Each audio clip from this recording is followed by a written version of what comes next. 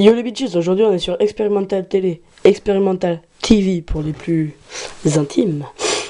Aujourd'hui on va voir les patators à réaction chimique. Alors, je vous mets tout de suite le plan devant les yeux. Donc en premier, désolé c'est pas bien fait. En premier une présentation, ensuite un fonctionnement et ensuite 2-3 tests et conseils autres qui peuvent servir pour l'utilisation de ce patator. Donc tout d'abord la présentation, il se présente déjà en deux parties, le canon et la chambre. Alors voilà, donc c'est un patator, donc il est pas bien efficace, ça je vous l'accorde, mais par contre il est très compact et vraiment sûr. Comme par rapport au patator à combustion qui lui peut foirer.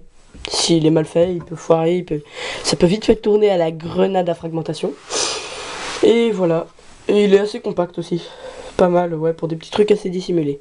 Donc ça c'est un tout petit, hein. On peut en faire des vachement plus gros. Donc alors maintenant le fonctionnement. Donc le fonctionnement, comme je vous l'ai déjà dit, deux parties. Donc je vais expliquer différemment.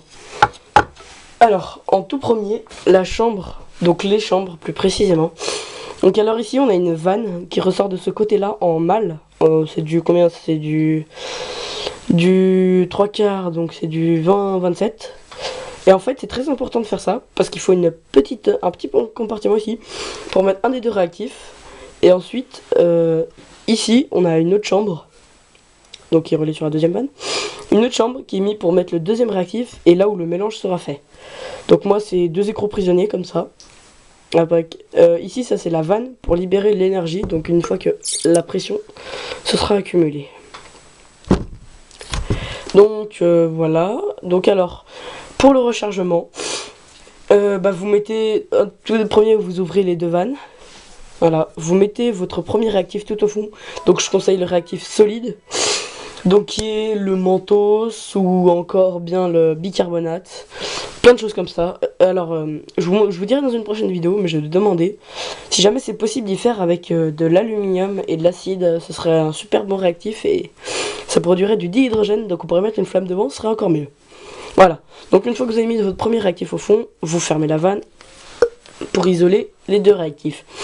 Vous mettez votre deuxième réactif, donc coca pour le menthos, vinaigre pour le bicarbonate. Ensuite on ferme. Voilà. On remet le canon. Et quand on veut l'utiliser, on ouvre cette vanne. Hop. Voilà. On mélange. Les réactifs se combinent. Ça gonfle. Et on libère l'énergie. Avec cette vanne. Alors, un truc très important, enfin pas très important, mais qu'on peut faire pour améliorer les performances du canon, enfin du canon, là je parle du canon entier, pas de la partie, c'est de calculer la taille du canon. Donc le mien fait exactement 43 cm. Alors pour y calculer, hein, je vais pas vous le dire, c'est un peu la merde, hein. En fait ce qu'il faut faire, c'est mesurer le volume qu'il y a dans la chambre, et il faut qu'il y ait le même volume dans le canon. Voilà, donc moi ça donne 43 cm. Aussi des petits trous à la fin, ça c'est pour améliorer parce qu'en fait quand la patate ou ce que vous voulez va sortir, il va comprimer l'air et en faisant ça vous allez libérer l'air qui est comprimé et donc améliorer un petit peu. Surtout ne pas faire ça au départ ou sur la longueur parce qu'avec les frottements, c'est pourri. Voilà. Voilà, donc après on va passer au test et aux conseils. Ok, donc alors là c'est flouté, désolé, hein, attendez, petite mise au point. Toujours flou, ok c'est de la merde on a. Donc voilà, le canon chargé, donc avec le mélange vinaigre et bicarbonate de soude. Je dévisse le canon et la petite patate que j'ai mis au bout qui ne se voit pas, d'accord. C'est super, c'est gentil, c'est tout bien. Alors ce que je vous conseille c'est quand vous mettez votre bicarbonate et que vous refermez, quand vous allez mettre le vinaigre, en fait, il y en a un petit peu qui va rester sur les bords, donc il va réagir. Donc dans ces cas-là, passez un coup d'eau. Ça s'enlève très simplement. Donc alors, c'est flou, donc voilà. Le petit canon. On ouvre la vanne. On secoue. Et là, au bout de quelques petites secondes, on met le canon et on tire.